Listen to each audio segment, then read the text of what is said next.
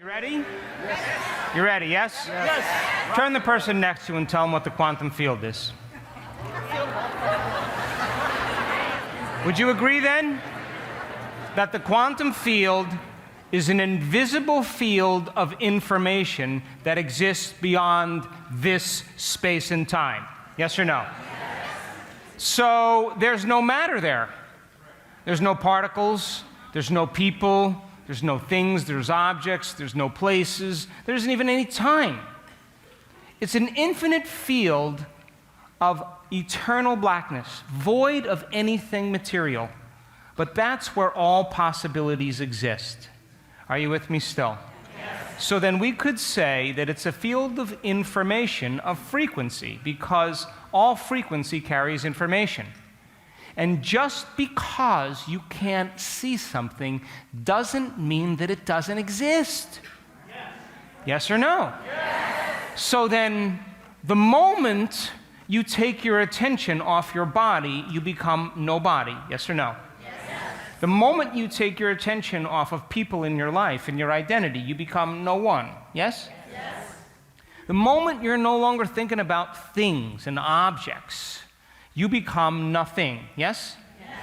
And if you're not thinking about any place to go, or anywhere you have to be, then all of a sudden you are in nowhere, yes or no? Yes. And if you're not thinking about time, then you're in no time, yes or no? Yes. And that's the moment you take your attention off the outer world and you begin to put it on the inner world. And you can't enter the quantum field right now as a somebody. You got to enter as a nobody. You can't take your body there. You can't take your problems. You can't take your past. You got to leave them at the door, and you got to enter naked as pure consciousness, as an awareness. And that's how you slip through the eye of the needle. How many people are with me? So then if the quantum field is a field of information that exists beyond this space and time, then there are frequencies that exist beyond matter. Would you agree? Science already knows that. You can't see X-rays or radio waves or your Wi-Fi signal, but they exist. Yes or no? Yes. So then, in this invisible field of information and frequency, it is the intelligence of the smallest subatomic particle to the most advanced being that ever lived. In this universe, in all other universes, in this dimension, all other dimensions, past, present, and future. It's the mind of God. So there's a lot of data in there. Would you agree? Yes. So then, is there a potential for you to be healthy that exists there? Yes. Is there a potential for you to be wealthy? Yes. Is there a potential for you to be in love with life? Yes. So then, in order for you to heal your body, you got to forget about your body. You got to get beyond your body. In order for you to create some new thing in your life, you got to get beyond all the familiar things in your life. Yes or no? Yes. And if you wanted to create a new reality, you would have to forget about the reality that's past, present, that's existing right now. Yes or no? Yes.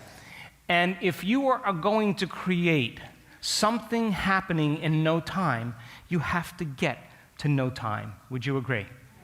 And the moment you begin to unfold into that infinite vast space, and you're no longer thinking about any of those things or feeling any of those feelings or demonstrating any of those behaviors, no longer firing the same circuits in your brain that were repetitious, all of a sudden the brain starts connecting to information from the unified field, and it starts becoming more orderly, more consistent, more coherent, more whole. Are you with me still? The autonomic nervous system steps in, raises the energy of the body. And now the body begins to build a field of information. So then when you get to that point where you are nobody, no one, no thing, nowhere, and no time, you're pure consciousness, and your consciousness can merge with a greater consciousness. So then the more whole you feel, the less separation you feel. And the less separation you feel, the more connected you feel to everybody and everyone and everything and everywhere and every time. Isn't that the quantum field? And if there's less separation, there's less space between you and I, less space between you and your future, which means it should happen in a shorter amount of time. How many people are with me? Turn the person next to you and get that brain working, please.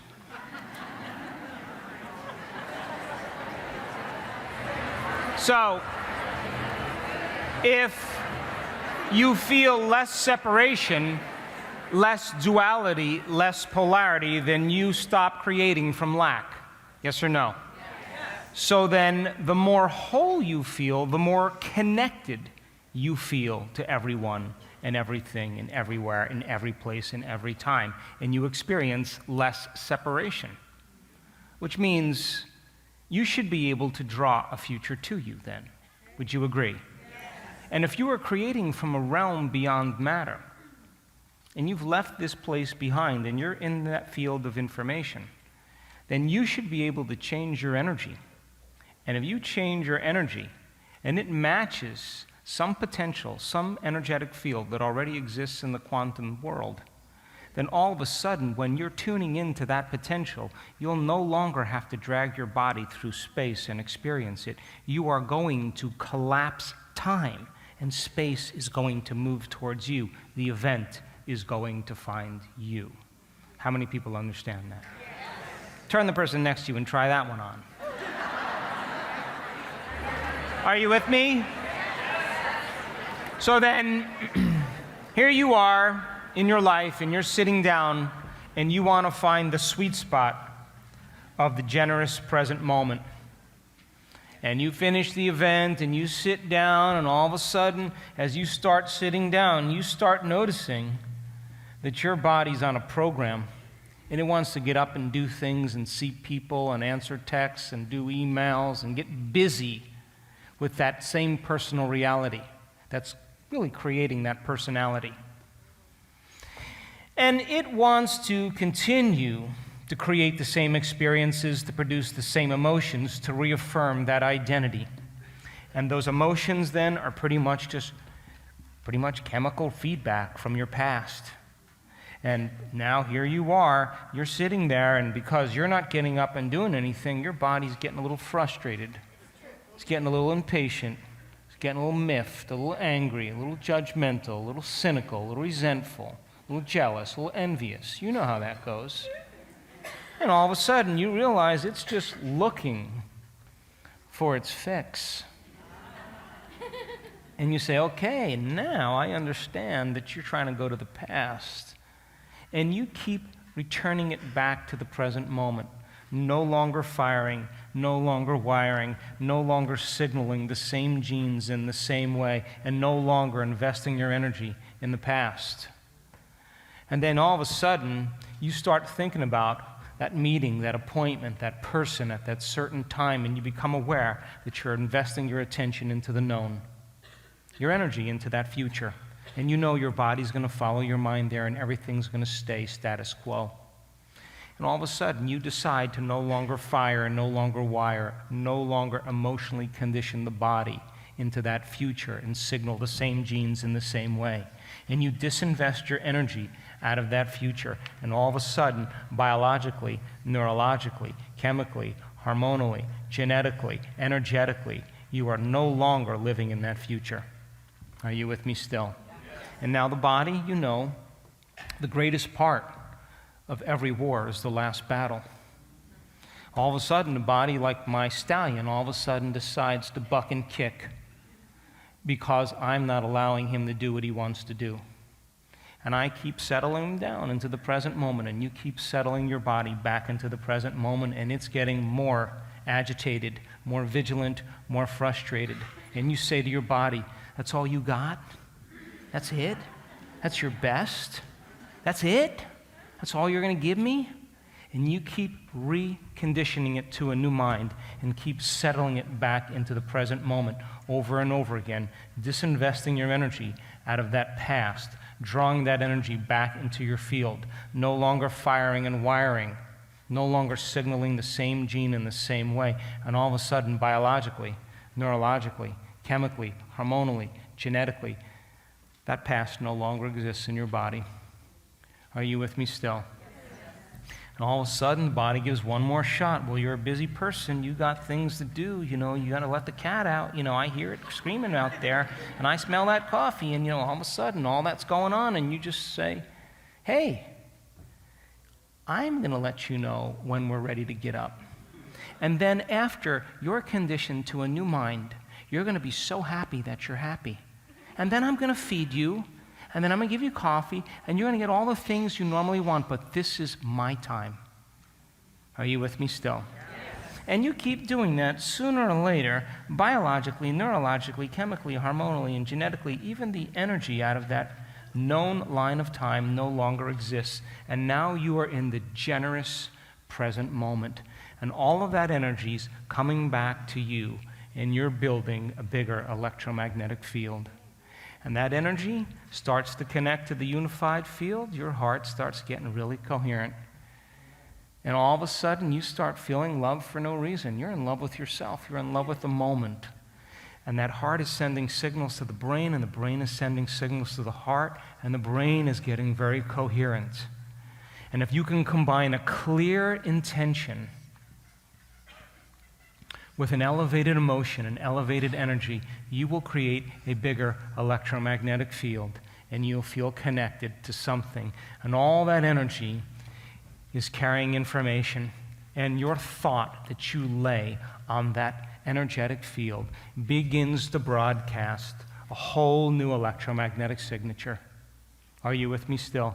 And you are connected to something greater, and you have merged with your autonomic nervous system, and all of a sudden it's causing your brain and body to move into order and wholeness. And you start feeling more unified, connected to the unified field. And there's a potential for genius that exists electromagnetically in the quantum field. There's a potential for abundance that exists in the quantum field. There's a potential for a new relationship that exists in the quantum field. There's a potential for a mystical experience that exists in the quantum field. There's a potential for a new opportunity to exist in the quantum field. There's a potential for a new job to exist in the quantum field. All potentials that exist in the quantum field exist as electromagnetic energy.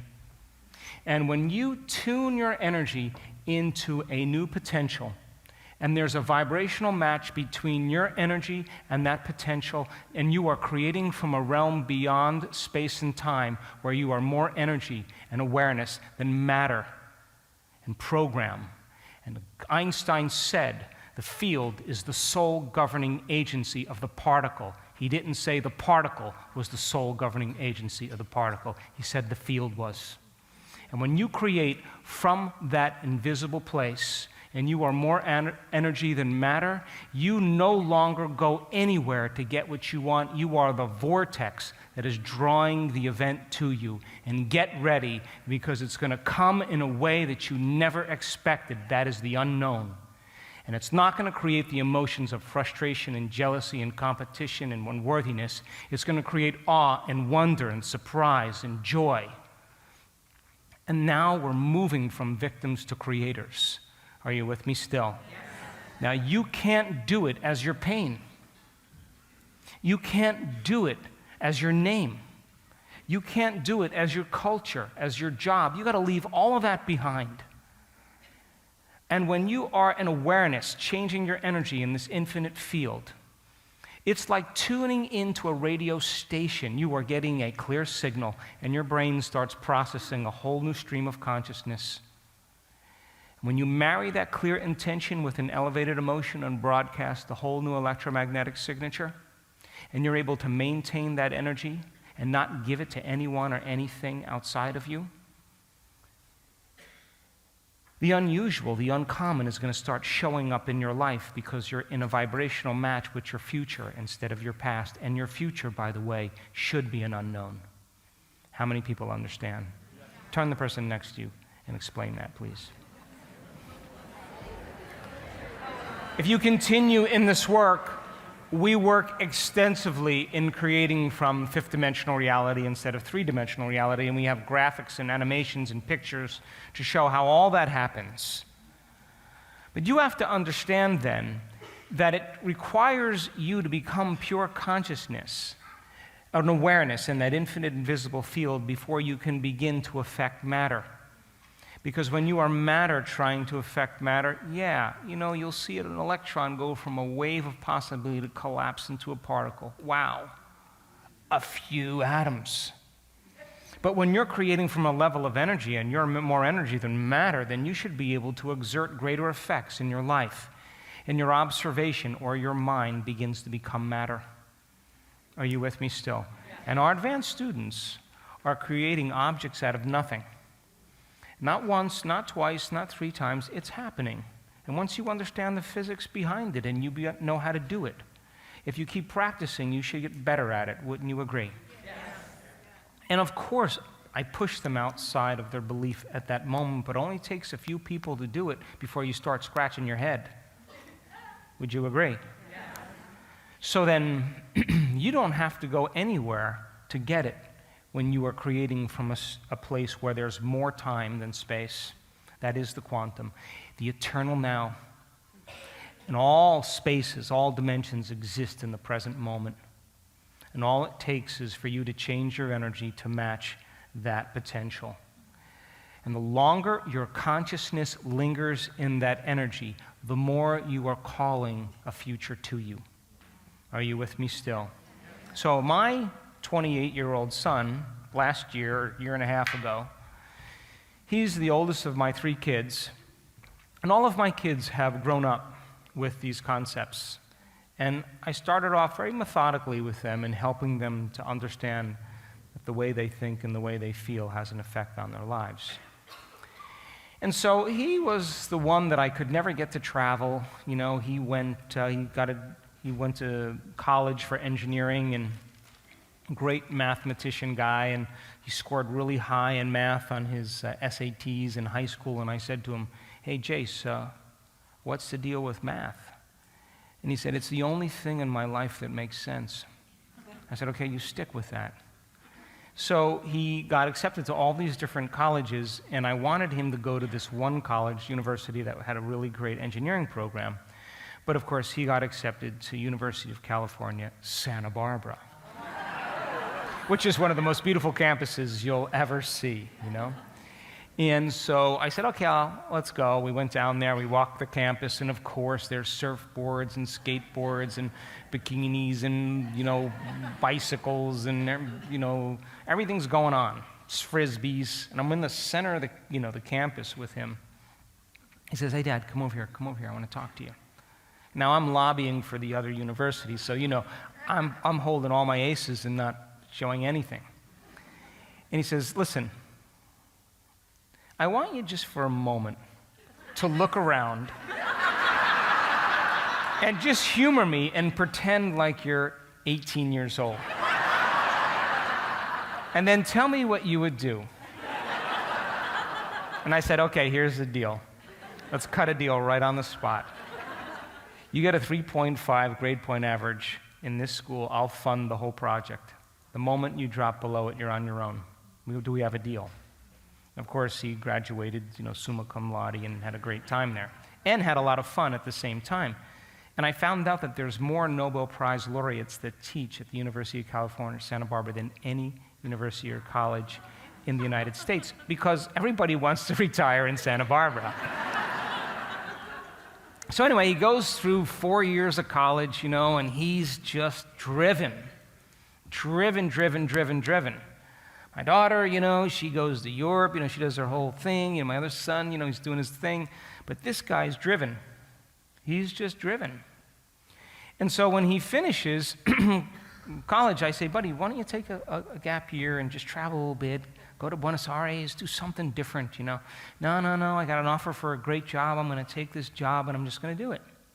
So I said, "Okay, do the job." So he gets a great contracting job working for this company that's designing optics for the military, infrared cameras. And so he's designing the goggles for the Navy SEALs, and then he's doing an infrared camera for a battleship, and he's got all this top security, and I'm saying to him, "Jace, just tell me something." "I can't, Dad. Come on, have a martini with me and come talk." "No, I can't tell you anything." So then his contract ends, and he says, "I don't see a lot of room for growth at the pace that I want to grow in this company." So he left Santa Barbara and he moved to San Diego, and he worked for a startup as a managing engineer, and took this company to a certain point. And then he said to me, "I can predict everything that's going to happen here, And I'm losing a little bit of respect for the management and the CEO, and I'm going to do something really out of the box. I have saved a lot of money. I'm just going to close everything down and put everything in storage, and I'm going to travel. And I went, thank God. He may find out that California is not the only culture in the world, if you call that a culture.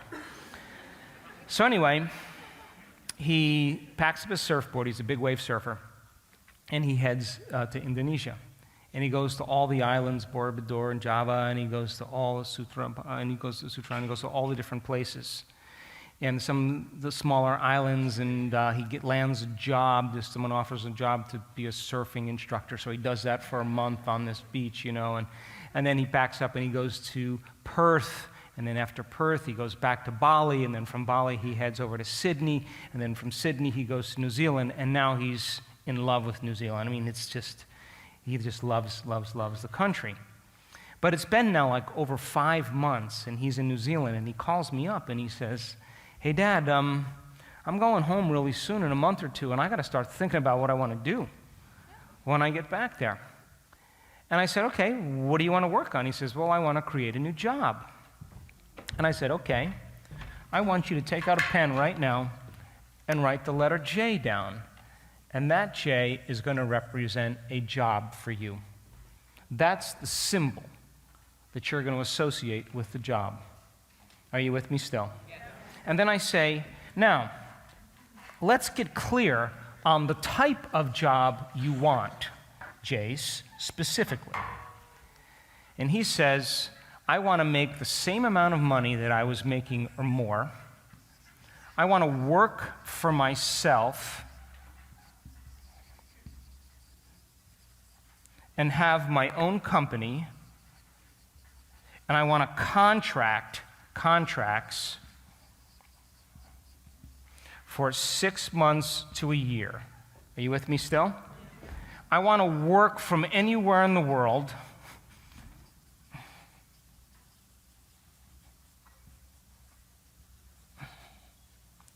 Now, this is what I love about him, and I gotta love what I do. I don't want to do anything if I don't believe in it. I don't want to do anything if I'm not inspired about it. I got to have a reason to wake up in the morning. And I said to him, so then when you think of this letter, it represents all of these things because now you know what it means. He said, exactly. So I said, now you have a bunch of sub-intentions, sponsoring thoughts to understand your main intention, which is to have a job that represents all of these things. So now he's clear in his intention, yes or no? Yes. So then I say to him, okay, Jace, his name is Jace, J-A-C-E. I say, Jace, okay, I want you to write down some of the emotions you will feel when it happens. And he says, empowered,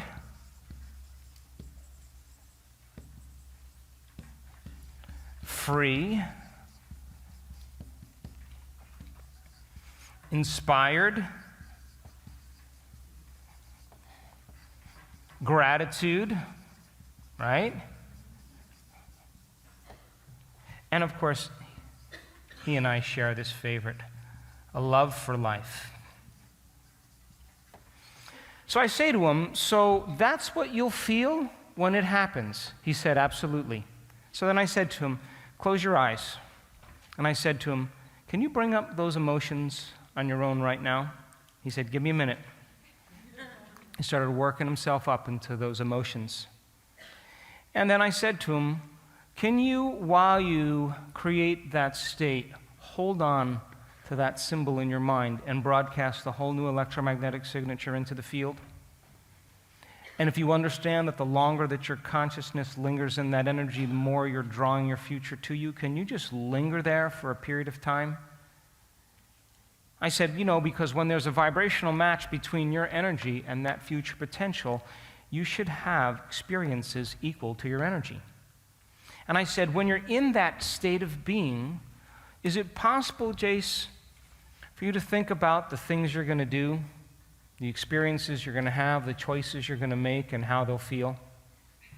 He said, yeah, I can see myself managing my own team. I can see myself working in a place that I love. I can see myself having time off to do what I love to do. Great.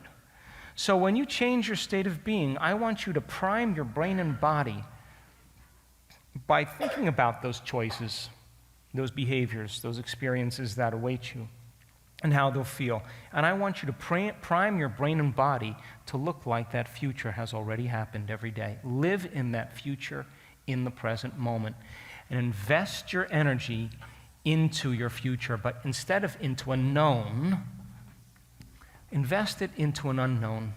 And just like your body follows your mind to the toilet every morning, to the known, your body is going to follow your mind to the unknown. Are you with me still? So he says, and he knows, and he says, okay. And I say, you got a lot of time on your hands. You're basically hanging out, drinking beer, and surfing. So you can't give me an excuse that there's not enough time. Will you commit to doing this? And he said, yeah. So 3 weeks goes by. He's in New Zealand, almost 4 weeks, and he's doing it every day. And then he was going to go back to Los Angeles, but he's hooked up with some friends of mine from Melbourne, and he went to Melbourne and spent almost a month in Melbourne in Australia. And then he flew back to the United States. And when he landed in Los Angeles, the moment he landed, he called me up. He texted me first, and he said, Dad, I'm back in the U.S. Call me. So I call him up, and we're talking, how's your flight? Of course, that's a long flight. And I said, make sure you take care of yourself. Coming this way is a little bit more challenging. And he said, I've been thinking, I've run out of money. Now, the father in me wanted to say, hey, buddy, I'll help you out, I'll spot you, whatever. But I knew that he was on the fringe there. And I said, this is a great time for you to get serious and create. Let me know what happens. Chink.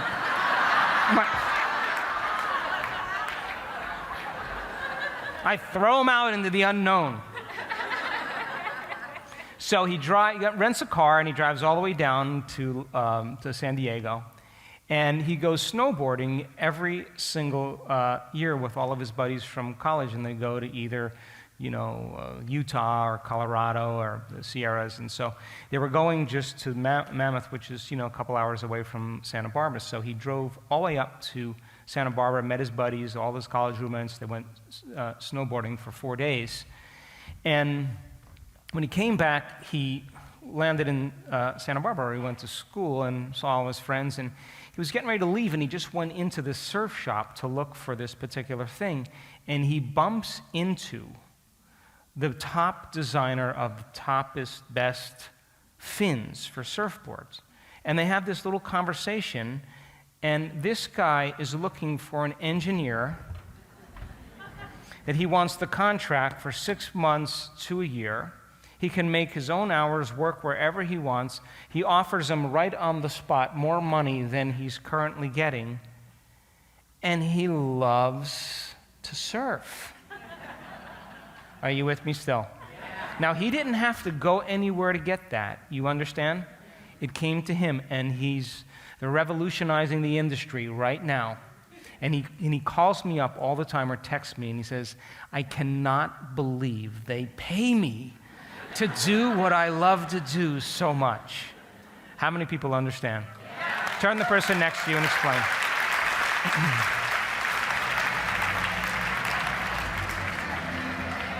How'd he do it? Explain it. How many people are understanding what I'm talking about? So, those of you who know me know that I love red wine. And I finished an event in Costa Rica a couple years ago, and it was my last event of the year. And it was a big year, and I was tired, and I was going to Costa Rica, and then I was going home, and then I was going back to Mexico with my family. So I only had a few days home, and it was this push for me. And it turned out to be one of the most amazing events, a beautiful part of Costa Rica, very private, and a great, great group of people, kind of a small, exclusive group, and we had an amazing time.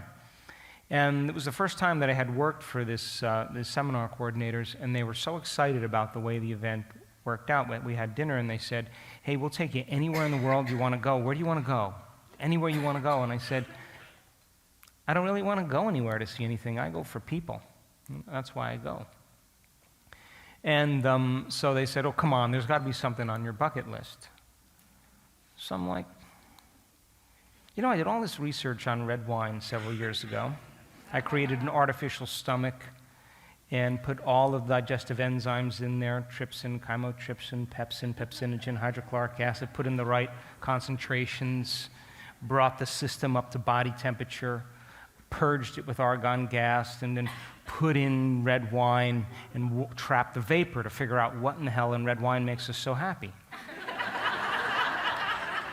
So I did all these experiments, and I wrote a paper, never published it, and then got busy doing other things, and I said, God, I guess the only thing I would like to do is talk about my research in red wine. I'd love to get a group of people together, small group. I'd like to go to Tuscany. I'd like to start off drinking Sangiovese and Chiantis, and I'd like to go to some of the old villas and eat some of the great foods and pair it with all these different wines. I want to go to San Gimignano, I want to go to Lucca, I want to go to Forte di Marme, I want to go to Siena, and I want to finish in Montalcino.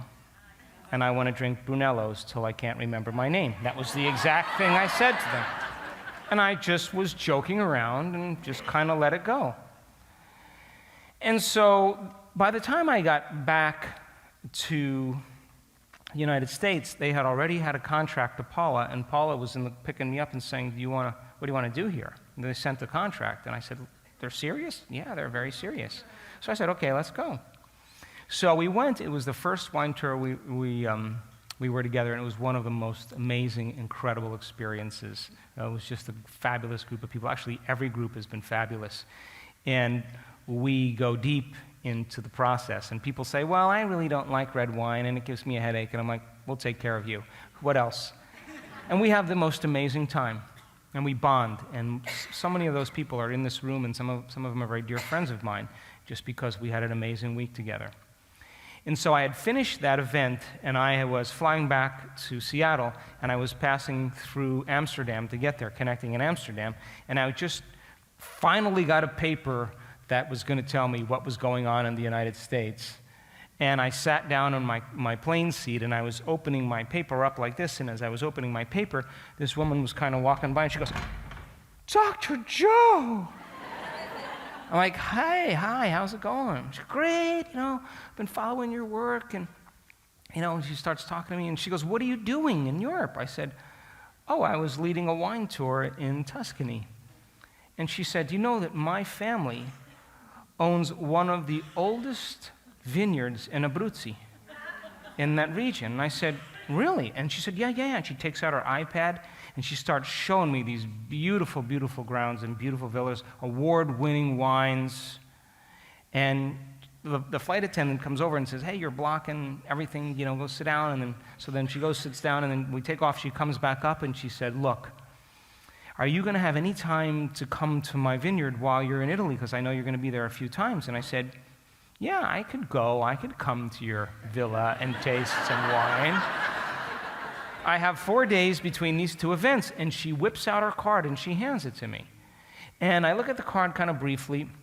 I stick it in my pocket, and then she goes to sit down. And then I'm on the flight. It's 9.5 hours, and I'm laying down, I'm sitting up, and I'm reading, and I'm getting up. And I must have, when I pulled my cell phone out of my pocket, I must have pulled a card out of my pocket. Are you with me? So I get in the car with Paul, and I said, God, I might go, do I have time between these events to stop and go here? And, we're talking about it. And she goes, yeah, and I reach in my pocket for the card. It's not there. So I think, surely there must be a potential in the quantum field where that card can come back to me. Are you with me still? So I write the letter W down for wine with a little C for a card. But I know that W represents going to that vineyard in Abruzzi, yes? I know that I want to drink really good wine, yes? I know that if I do this properly, the card should find me. Are you with me still? And, of course, drinking really great wine and being in the right environment and being present in the moment creates some really great memories, yes? So that's what that represented to me. Now, what would be some of the emotions, don't you say it, that I would be feeling when that future occurs? Would I be joyful? Would I feel awe if it found me? Would I have a love for life? And of course, would I feel worthy to receive? Yes? So I think I'm not going to do this when I'm working in my meditation for my own personal change, but I'm on an airplane all the time. And here's the promise I made to myself. I am going to, from the time they say, well, shut your cell phones off and everything, instead of just doing nothing, I'm going to begin to raise my energy. And I'm going to bring up this letter, and I'm going to remember what that letter represents.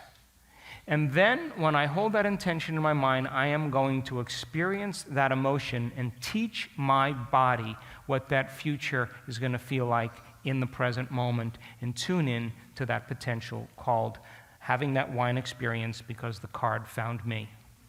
Are you with me still? So I did it, I do a lot of connecting flights, so I do it when we take off all the time, over and over again, over and over again, over and over again. I don't know how many times I did it, but I just kept doing it because it was time to do it. And I wanted to see if it would work. So last year, we were doing an event in Lake Garda, Italy, in the northern part of Italy, north of Verona. And we were just there, as a matter of fact, in this beautiful place by the lake. And this event in Italy had 750 people, and it had sold out like 4 months before we got there.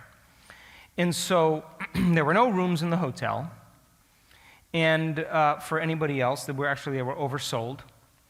And we would present a progressive workshop, and in the evenings, I'd take the staff out to dinner, and we'd go to one of the nice restaurants along the lake. And so we were coming back from dinner one evening, and as I was walking in the lobby, I walked through the door, and all of a sudden I hear somebody yelling, "Dr. Joe, Dr. Joe, Dr. Joe, Dr. Joe, Dr. Joe," and I look up, and here comes this lady to me.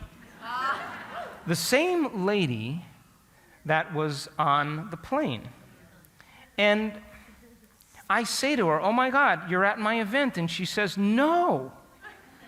My company was hired at the wine festival in Verona. And I live all the way down in Abruzzi, and they got this room for me. They booked it almost a year ago. I'm the only person in this hotel that's not doing your event." And she said, "The festival's only, 20 minutes from here, and they're featuring my wine." And I looked at Andrew, and I looked at Paula, and they're wondering what the hell's going on. And I say, "You got a card?" I said, "Give me 2 of them." How many people understand? Turn to the person next to you and explain. Does the potential for a mystical experience exist in the quantum field for you? Does it exist as a possibility? Yes? Does the potential for a vacation exist in the quantum field? Yes? Does the potential exist for a healing in the quantum field? Yes? Does that exist as a possibility? Yes? So then you can't feel like a victim to do this. You can't suffer because that's a different vibrational match to your future. That's a vibrational match to your past. Are you with me still? So take out a piece of paper. And I want you to think about a potential you wanted to tune into or want to tune into in the quantum field that already exists.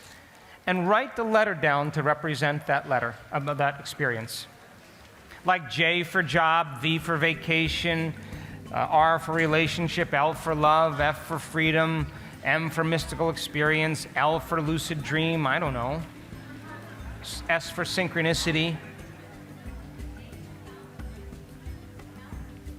H for health, or H for healing, W for wholeness. Come on, pick something that would be fun Pick a lucid dream or a mystical experience that's going to rock your world and change you forever, and you could never go back to being the same person ever again because now you know too much. How about that? So write down mystical experience and then list those things that represent a mystical experience to you.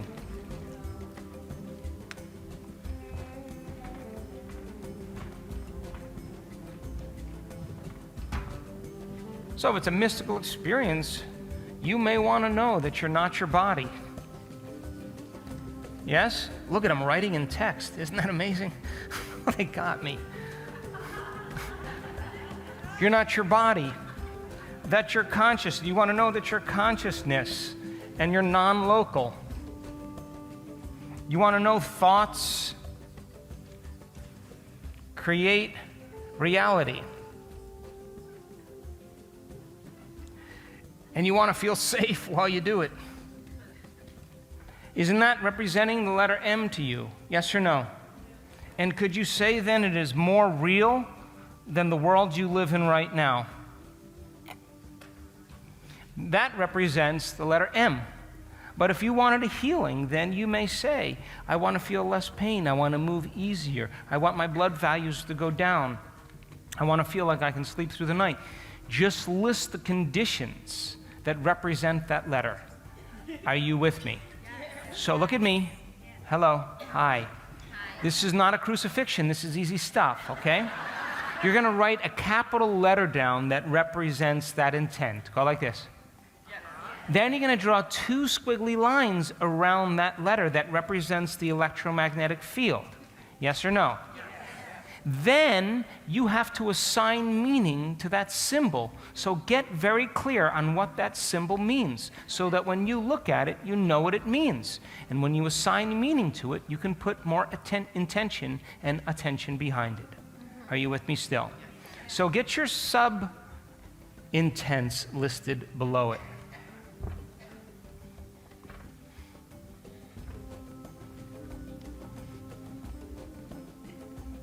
Some people say, I want a new job, I want $40,000 more, I want to have benefits, I want to travel, I want stocks, I want to lead a team, I want to be the leader, I want my retirement. They just list what it is, and of course then it comes, and then they say, should I take it?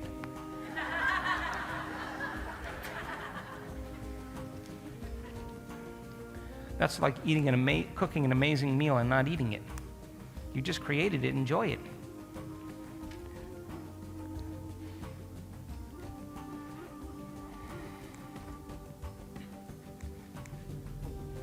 Now, bear in mind, if you want a mystical experience, it's not going to come on your terms.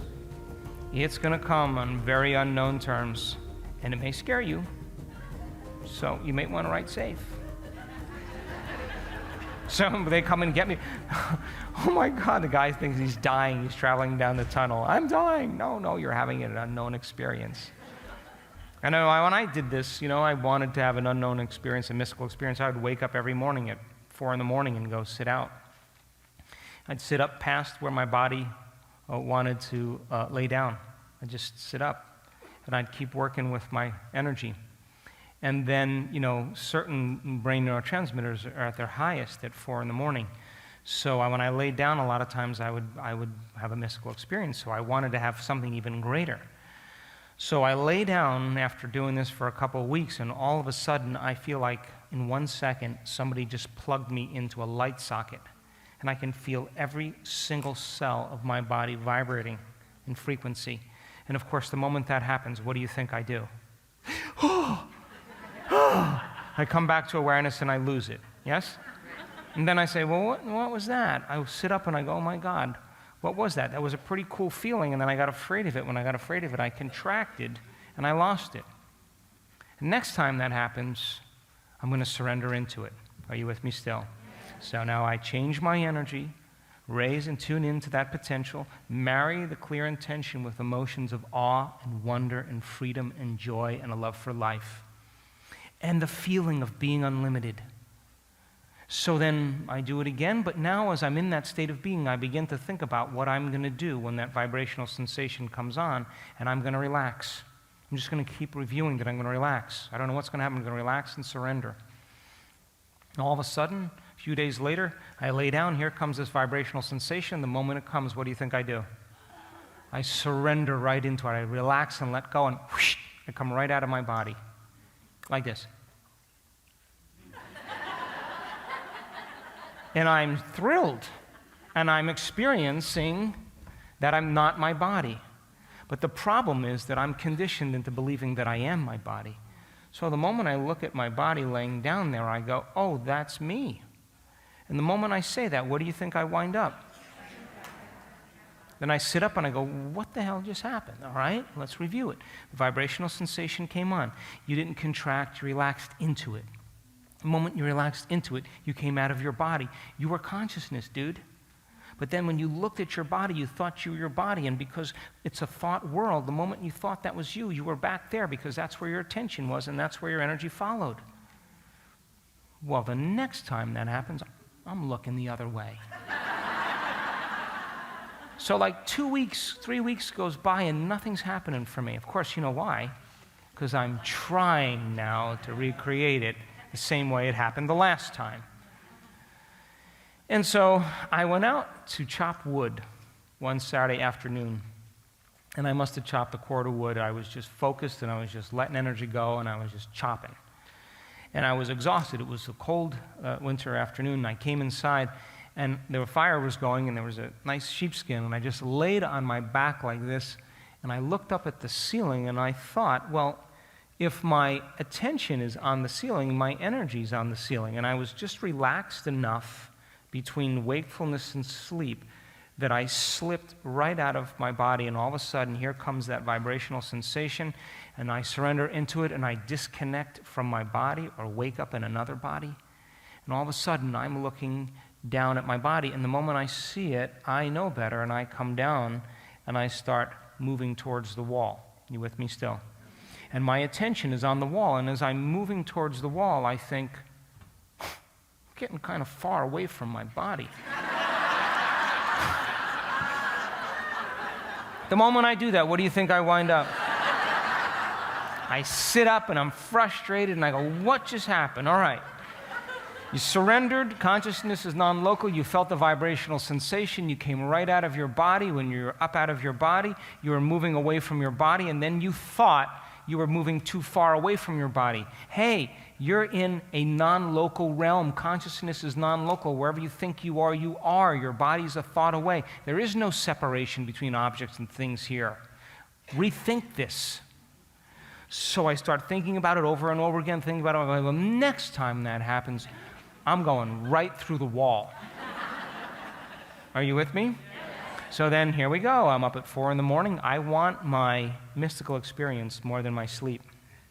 I want the unknown more than my comfort in the known. I want to be non-local more than I want to be local. That's just my passion at the time. And yeah, I was tired when I woke up, but I just dragged my body and sat it down. And a couple days later, here comes that vibrational sensation, and now it's becoming familiar to me. I'm friends with it. And I know when it comes, I know exactly what's going to happen. And I relax even more and trust it even more. And boom, the next thing you know, I come to my awareness and I'm between 2 cucumbers in the refrigerator. And I am tripping out like I couldn't get it. It was crazy. So I wasn't planning that, but it took me a while to figure out where I was. I got to tell you that. And then, of course, I'm working on it every day, changing my energy, rehearsing in my mind. The vibrational sensation comes on. You surrender into it. When you surrender into it, you're going to come out. When you come out, just relax. Consciousness is non-local. You don't need to look at your body. Move away from it. And then, of course, here it all comes, and that's exactly what happens. I come out of my body. I slow myself down. I relax. I get in the present moment, and I start moving away from my body, and I get right up to the wall. Remember, I said I was going to go through the wall. And then I think, I wonder if I can go through the wall. The moment I think that, what happens? Why? Because I still think my body, I'm vibrating at a much faster speed than the wall. I should be able to go right through it. Do you understand? Here I am back in my body, and now I'm frustrated again. But does it ever end? No, because I'm always asking, what piece of knowledge or information can I apply in this experience to evolve my experience to wisdom, to prove to myself the truth of it? You with me still? So here comes the vibrational sensation. I surrender into it. I come right out of my body. I know not to look. I pick a point. I I move right up to the wall. And then I think, maybe I'll go through the double pane windows. And then I start moving through the double pane windows, and I think, what if I get stuck? And then I'm like, back in my body. So then I'm thinking, you can't think those thoughts when you're doing that. So here comes the vibrational sensation. I'm practicing it. I'm not really caring what anybody thinks of me. I don't really care, what's going on in the world. This is my world. I'm more interested in this than anything else. You understand? And now the experiences I'm looking forward to, so I'm anticipating the unknown, the unexpected.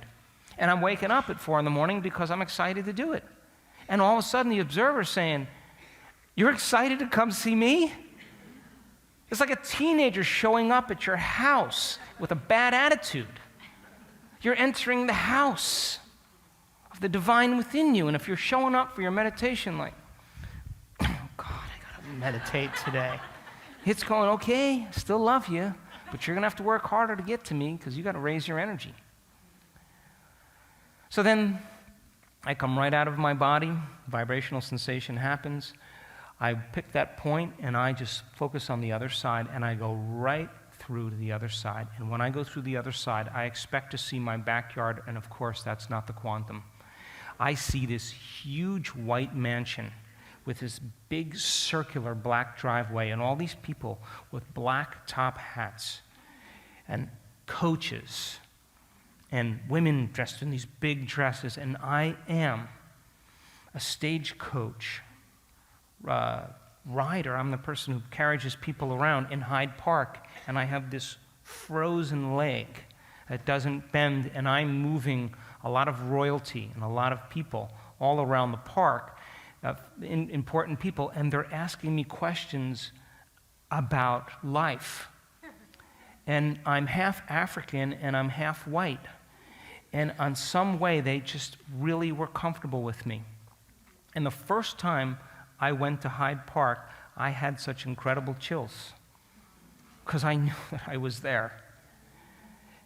Now, here's the cool part.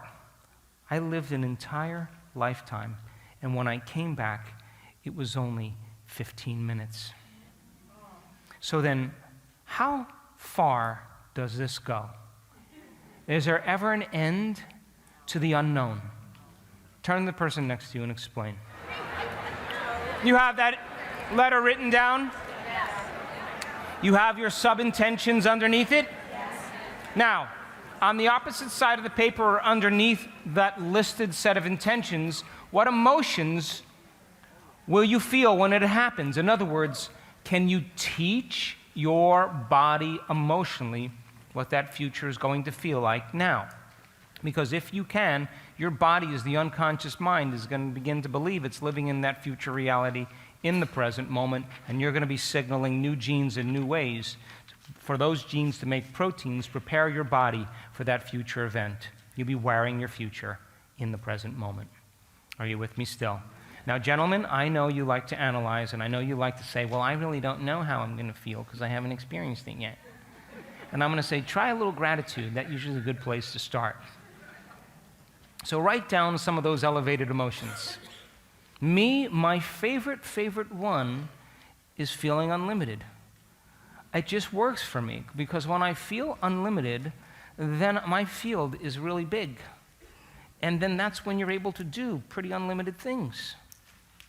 But you can't do it as a victim. You can't do it in guilt. You can't do it even trying. That's not it. You have to raise your energy and change it. Are you with me still? So write down at least 4 elevated emotions.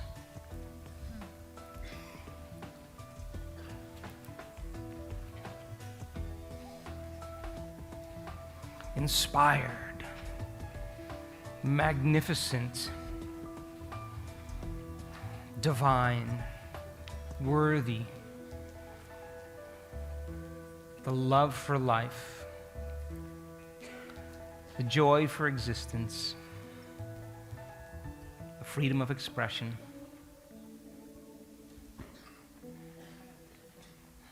blessed,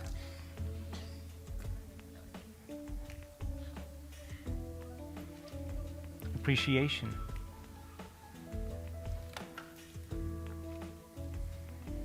thankfulness,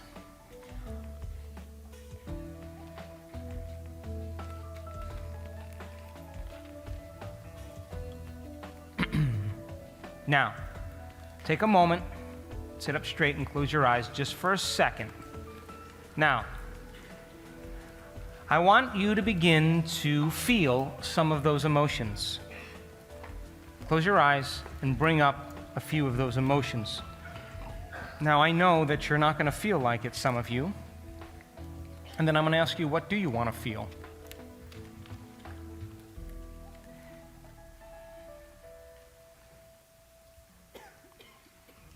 Allow your body to begin to become familiar with that emotion.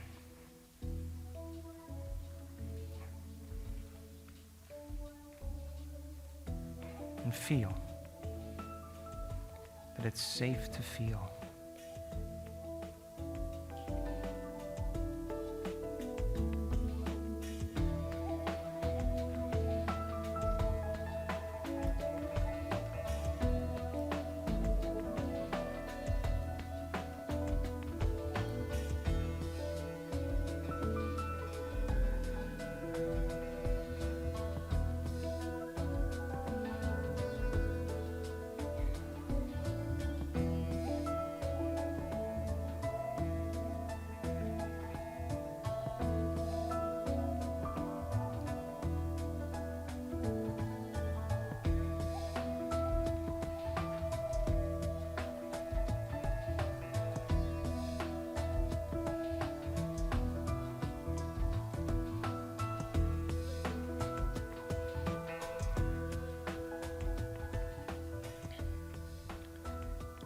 Great. Now open your eyes. Now this is how the meditation is going to go.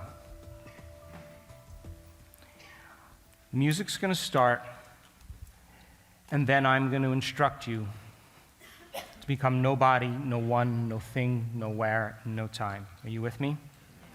And we are going to start out becoming aware of that infinite black space behind your eyes in space. Are you listening?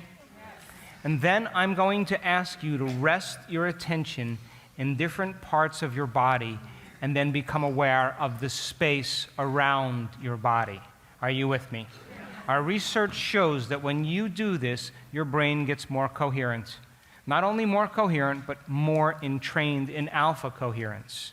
Are you with me still? So your job is to stay present and follow the instructions and not anticipate what I'm going to say. Are you with me still? Then you'll open your focus to the infinite black space that this room occupies in space, and the space beyond this room, just sensing how big the space is beyond this room in space in this infinite black space. Are you with me? And then you'll become aware of even more space, and then you'll become nobody, no one, no thing, nowhere, and no time, and all I want you to do is surrender deeper into the unknown. And if you find your mind returning to the knowns, to familiar people and things and places, in your known familiar reality that's connected to your personality, to your identity, to your body, to your emotions or habits, to thinking about the predictable future or remembering the familiar past, simply become aware that your attention is on the known, on matter, on the particle in quantum physics, and stop and return back into that infinite space, surrendering deeper into the unknown and trusting in it. Are you with me still? And the longer you linger there in the unknown, the more you create possibilities in your life. Not with your face, not with your gender, not with your job, not with your problems. You got to walk through that door as nobody. Are you with me still? Yes, sir. And I'm going to wait for your energy to change. And when your energy changes, then I'm going to say to you, what was that potential that already exists in the quantum field that you want to tune into? Come on. It's time to change your energy and to move into a new state of being, broadcasting a whole new electromagnetic signature into the field. And all I want you to do is bring up that symbol in your mind and hold it as an intention. Are you with me still? And then I'm going to say to you, can you teach your body emotionally what that future will feel like now? Come on, open your heart and let your body respond to a new mind. Are you with me still? Yes. And you better get big. You better feel. And that energy is causing the field around your body to begin to expand. That's what elevated emotions do. Broadcasting a very strong magnetic signature, and you are going to lay your intent on that energy, holding that symbol and raising your energy. And then I'm going to say to you, for whatever you broadcast into the field is your experiment with destiny. And the longer your consciousness lingers in this energy, the more you're calling your future to you. And all I want you to do is feel and sense that energy while you hold that symbol, your intent, in your mind. Are you with me still? And if you understand that the longer you do that, the more you're bringing it closer to you, you'll stay there. You with me? You just hooked the fish. And you're bringing it in with your energy. Are you still with me? Yes. And then when you're in that state of being and your energy's raised, I'm going to say to you, live that future now. What choices will you make? What things will you do? What experiences await you, and how will they feel? And all I want you to do is begin to, just like the piano players, rehearse what you're going to do with all your wealth. Rehearse what you're going to do when you feel so healthy. Rehearse what you're going to do when you start a new business. Rehearse it. Just let your mind go. And just like the piano players, you're going to begin to install the neurological hardware in your brain. And if you keep revisiting it, that hardware is going to become a software program, and it's going to become automatic, and you're going to start thinking like an abundant person. Are you with me still? Yes. And then you have to teach your body emotionally what that future is going to feel like. And so as you begin to feel what it would be like to take care of somebody who's sick and give them the money that they need, or whatever it is that you want to lead people with, and you start moving into that feeling of feeling like a leader. And all of a sudden now, as you begin to do that, just like the muscle exercisers, you're changing your body to become a leader. You will feel like a leader, and you will signal the gene that causes you to lead in your life. How many people are with me? And I'm going to say to you, wherever you place your attention is where you place your energy. Come on, invest in a new future. And just like your body follows your mind to the coffee maker, to the known, every single day of your life, if you keep investing your attention into a new future, your body's going to follow your mind to an unknown. And it's going to find you. How many people understand? Yes. Then, after we do that, I'm going to ask you to take your left hand and place it over your heart, and you are going to bless your body with a new mind. To bless your life, that be an extension of your mind. To bless your soul, that it wake you up from this dream and that you never forget. To bless your past, that it turns to wisdom. And to bless your future, that it be filled with adventure. And to bless the challenges and the adversity in your life, that they may initiate you into greatness. And to bless the divine in you, the unseen in you, the power within you, that it begin to move in you, that it begin to move through you, and you invite it to move all around you and show evidence in your life that it is real. And then I'm going to say to you, if the thought sends the signal out and the feeling draws the event back, come on, open your heart for a moment and give thanks for a new life before it's made manifest. And the longer you feel gratitude, the more you are drawing that new future to you. For the emotional signature of gratitude means it has already happened. Gratitude is the ultimate state of receivership. And we do not pray in this work to have our prayers answered. We get up as if our prayers are already answered. That's the state of being. How many people understand? And then we'll take a break, and then you'll come back and I'll show you a little of the research. How's that sound? Turn the person next to you and say goodbye to them, because you are coming back as somebody else. If your body gives you trouble, master it. That is why you are here. Are you with me still? Overcoming, overcoming, overcoming, overcoming until you become something else. That's the journey. Are you with me still? Yes. So can you give me your best? Yes. Your absolute best? Yes. All right, here we go. Sit up. Cell phones off. Eyes closed. Watches off.